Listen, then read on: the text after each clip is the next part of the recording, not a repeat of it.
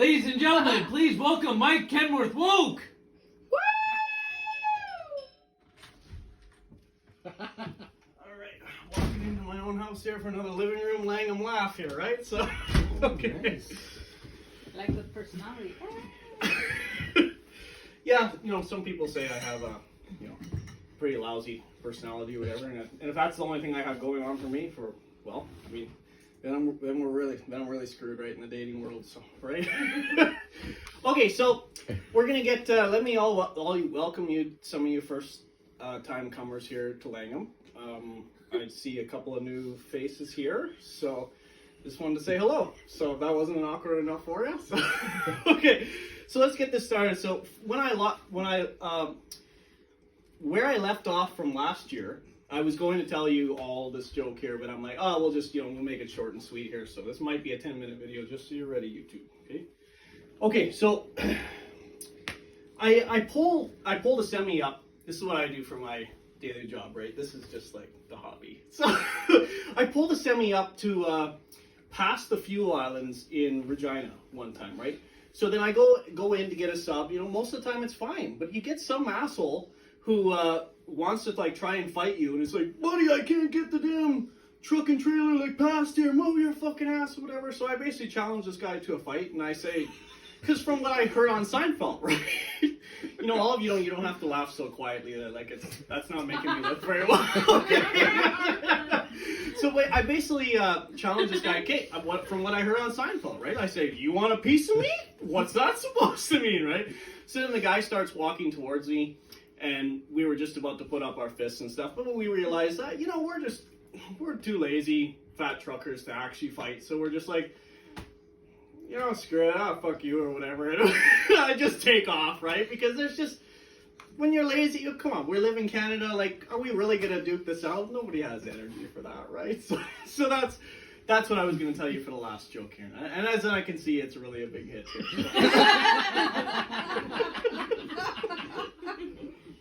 So, I guess we're not gonna need a fake laugh track here. Like, maybe this is actually gonna go well this time. So, being out there in the dating world, myself and stuff, I've got to say that, I've gone down on a couple of women and stuff, and, it's not too bad. I'm always kind of curious, like, would an East Indian woman, like, taste like curry down there, right? Right? Like, would anybody's origin, like, would it actually be similar to what their, like, infamous, stereotypical, kind of dishes and what they cook for their cultural country, would it be like that, right? So I thought I would just, mention that, right? Because, like, why not? Because why not? So I was also in the semi, about a good 10 years ago. And I recognize a friend of mine's dad, who was also in another semi. And, him and I were not on the best terms. So I radio up to them, like, hey, Dan, Dan Graham, is that you? Yeah. No answer. Say it a second time. Dan, I swear that's you. It's Mike Woke here. Is that you? And finally, I'm just about to go on the radio for a third time. Hello? And he just says, yeah, Mike, it's me. So you can really just tell that he wasn't too enthusiastic to talk to me. And I said, so how's the family or whatever? And, he just says, you can tell by someone's, voice, tone of voice, we're good, Mike. We're good. Like, I'm like, well, okay, well, you have yourself a safe trip to California. And he's just like, I will. Because I was just doing some local yokel stuff. And one of my friends, I really get a good kick out of this, that he refers to containers, or what do you call those things? Yeah, like container or the shipping cans or whatever, right? Like, okay, so I'm in the truck. I didn't even write this one down. I'm in the truck about 10 years ago. And I think it was someone who kind of looked like this gentleman here. But he had texted me. He's just like, hey, was that you on Circle Drive with a blue train box on your on the back he sent me there. I guess he refers to them in train boxes when they're actually called shipping containers. So. But so anyway, I got a kick out of that. I don't know about the rest of you, but so okay, so I was at the video game store, a little while ago, and there was a girl there, and we were talking about GoldenEye N64, right?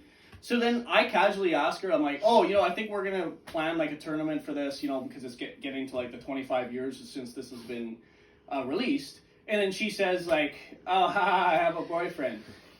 What the hell does that have to do with playing a video game, right?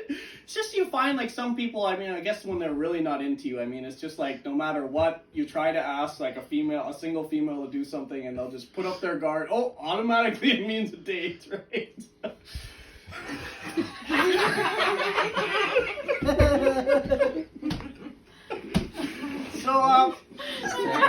Segues are unbelievable.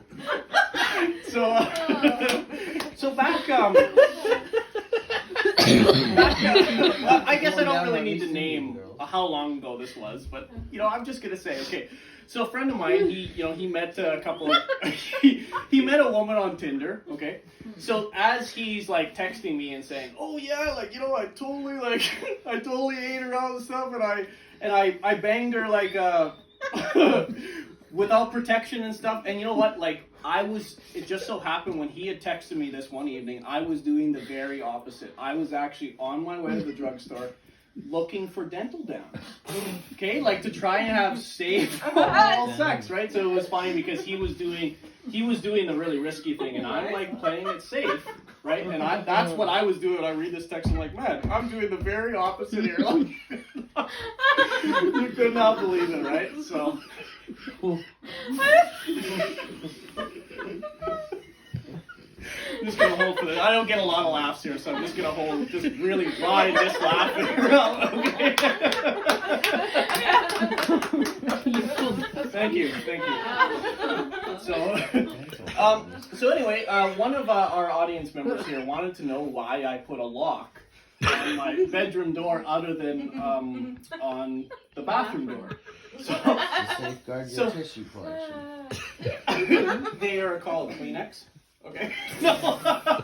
Okay. So the reason being is because like when I had a girlfriend before, which is probably pretty surprising for some people. Yep. It's like I didn't like. You see, the reason I put a lock on my bedroom is like when her kid was here. Like I don't need the interruption of when I'm banging his mama, okay, of him like just walking in the room, okay? So I mean, like I purposely put the lock on there to save him the awkwardness, right? That's how much of a gentleman I am. In case one person was wondering here, and now you all know. So okay.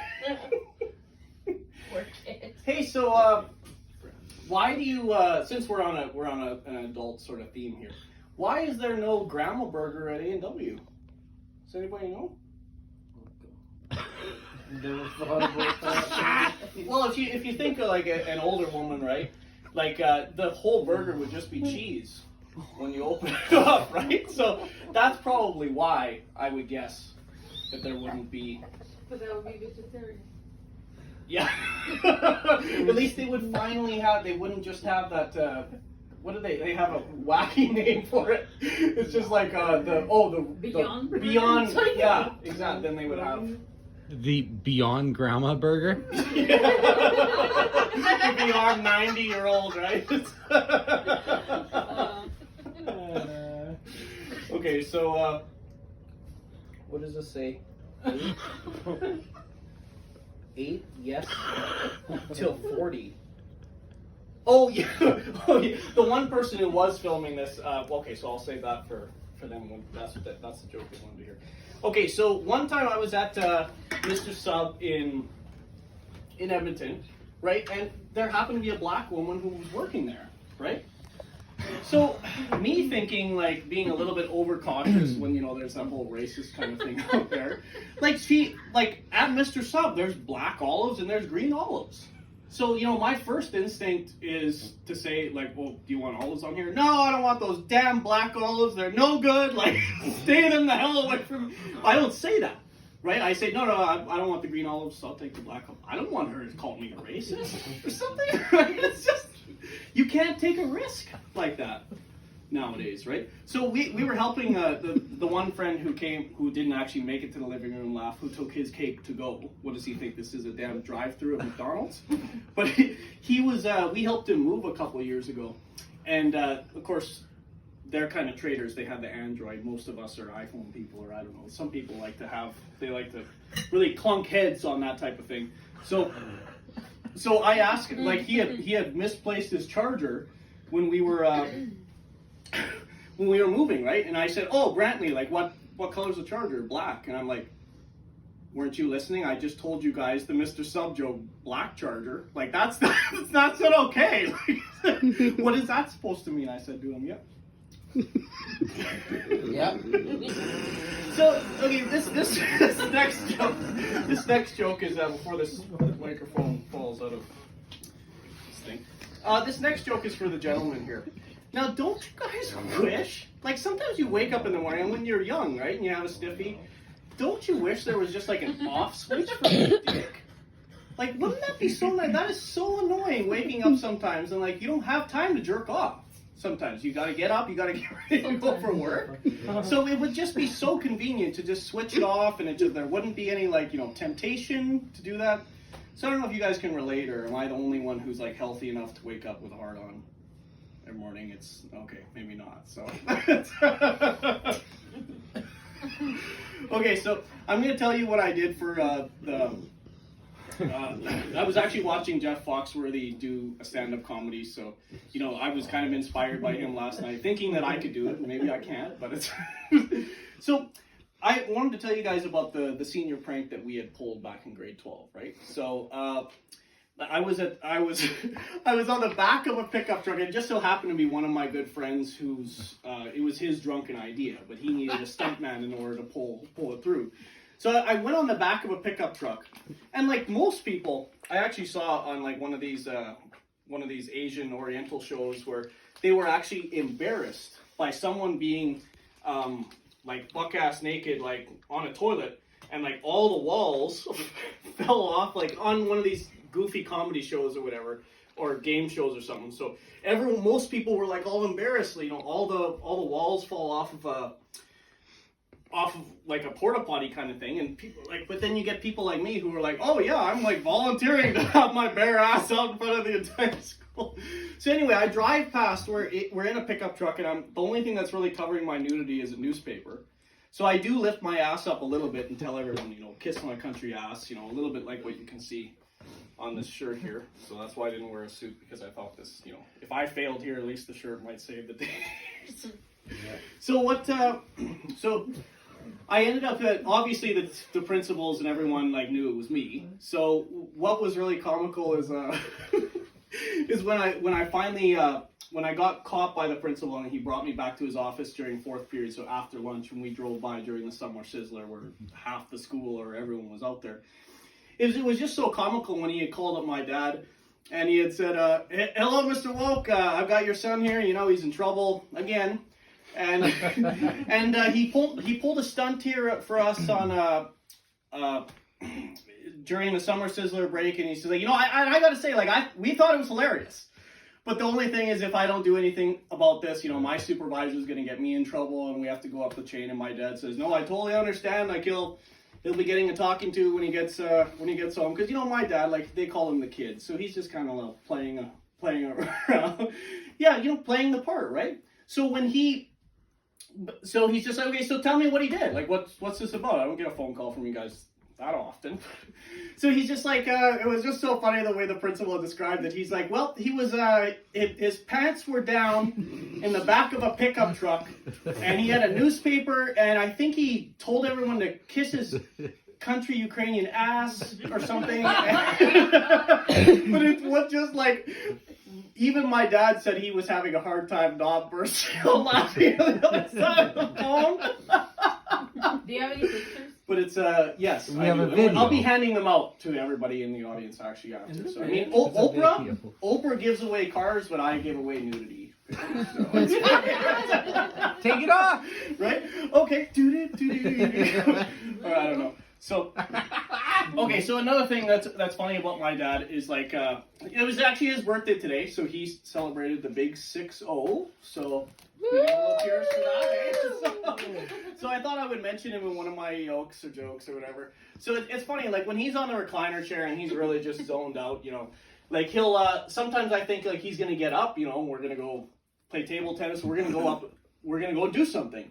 But when he presses the button on the recliner chair, sometimes he just gets up, just so it's easier for him to burp, and then he'll go back down in the recliner chair.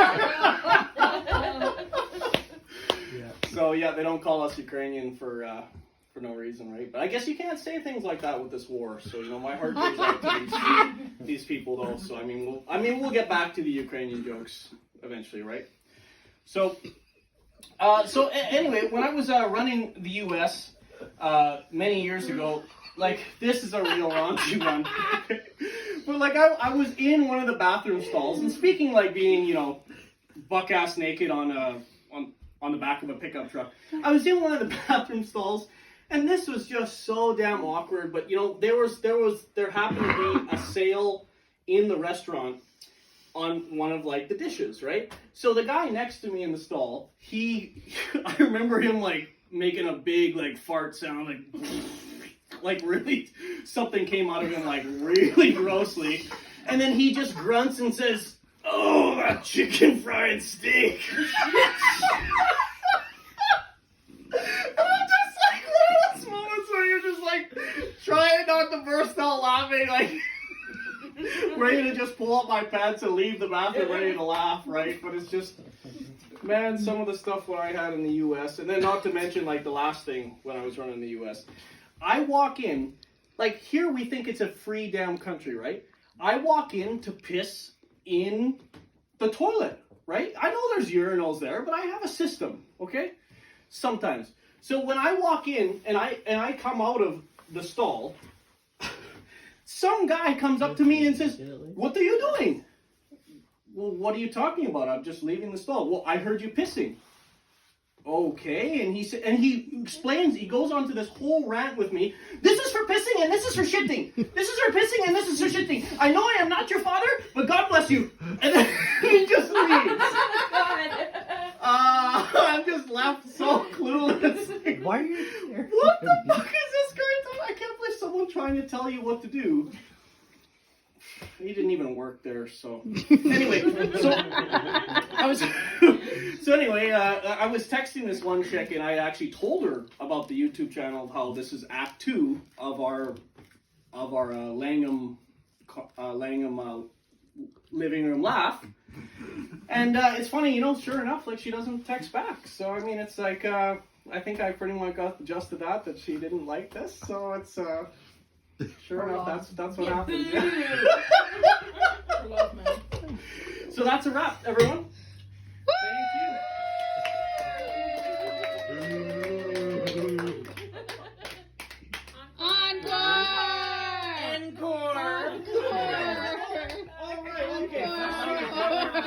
Supposed to make us beg. I was hoping for an encore at Tell a Miracle. It didn't happen, so this is finally my time to shine. So, okay, I am going to tell the 2 highlights of the jokes from last year. Okay. Yoke. So, yes.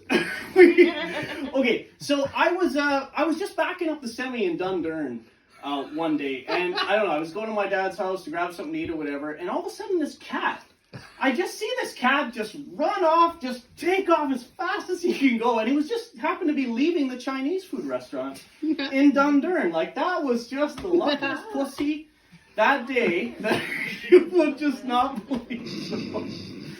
So